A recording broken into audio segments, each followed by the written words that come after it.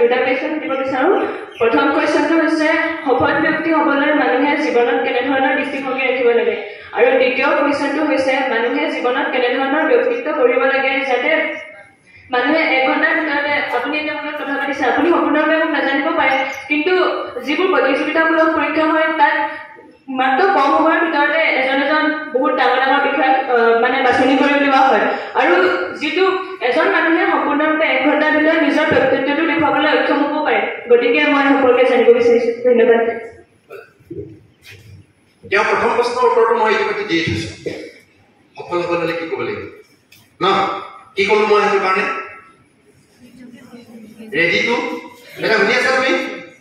বহিল তোমাৰ নাম কি আছিলে তোমাৰ প্ৰথম প্ৰশ্নৰ উত্তৰটো দিয়াই আছে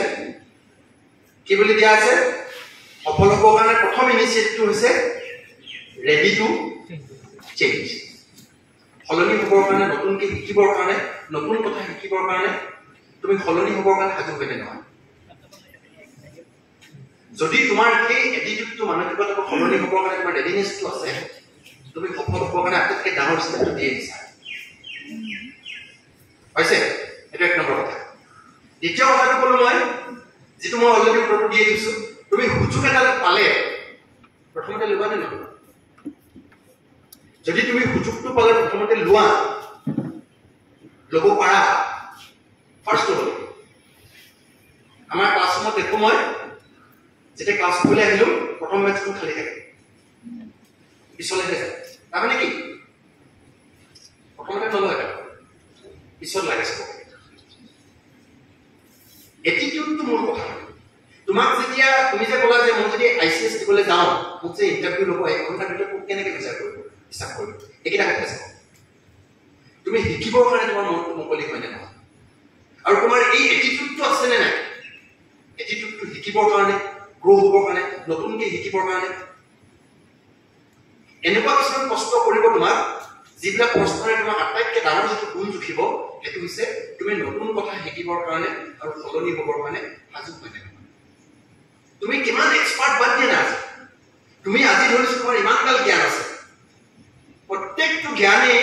কাইলৈ পুৰণি হৈ যায় আজি তোমাৰ ইমানগাল আছে এইগাল জ্ঞান লৈ তুমি একো খাব নোৱাৰা কাৰণ কাইলৈ পৃথিৱীখনত যি শিকিবৰ কাৰণে তোমাক নতুন জ্ঞান লাগিব কাইলৈ নতুন জ্ঞানকেইটা শিকিবৰ কাৰণে তোমাৰ মনটো সাজু হৈ নহয় আজি জ্ঞান পাব নালাগে তুমি মেট্ৰিকত 99% পাব পাৰা 100% পাব পাৰা 100% পাব পাৰা এইটোৱে তোমাৰ ভৱিষ্যতৰ বিষয়ে একো কথা নকয় এইটোৱে অকল তোমাৰ অতীতৰ বিষয়ে দুটামান কথা কৈ আছে যে ক্লাছ 10ত তুমি দুগুৰি অংক পঢ়িছিলা সেইকাৰণে তুমি 100% পালা হাই ছেকেণ্ডেৰী ফাৰ্ষ্ট ইয়েৰত তুমি যদি শিকিবৰ কাৰণে তোমাৰ মনটো মুকলি নহয় তুমি আকৌ 0 পাব পাৰা মেট্ৰিকৰ নম্বৰকেইটা তোমাৰ একো কথা কোৱা নাই অকল তোমাৰ এটা ৰেডিনেছ লাগে সেইটো হৈছে তুমি নতুন কথা শিকিবৰ কাৰণে সাজু হৈ নহয় আজি তোমাৰ ইমান সোপা নলেজ লৈ গৈছা সেইকাৰণে ACS তোমাৰ নলেজ নোজোখে জ্ঞান নোজোখে মুখস্থ বিদ্যা নোজোখে তুমি ইমান সোপা জ্ঞান লৈ গৈছা কিন্তু কাইলৈ নতুন কথা এটা শিকিবৰ কাৰণে তুমি মনটোৱে মুকলি নহয় তোমাক উলিয়াই পঠিয়াই কিন্তু তোমাৰ জ্ঞান ইমান কম আছে কিন্তু তুমি নতুনকৈ শিকিবৰ কাৰণে চেঞ্জ হ'বৰ কাৰণে সলনি হ'বৰ কাৰণে তুমি সাজু তোমাক লৈ থৈ তোমাৰ প্ৰশ্নৰ উত্তৰকেইটা পালা ঠিক আছে থেংক ইউ নেক্সট চান্স কোনে ল'ব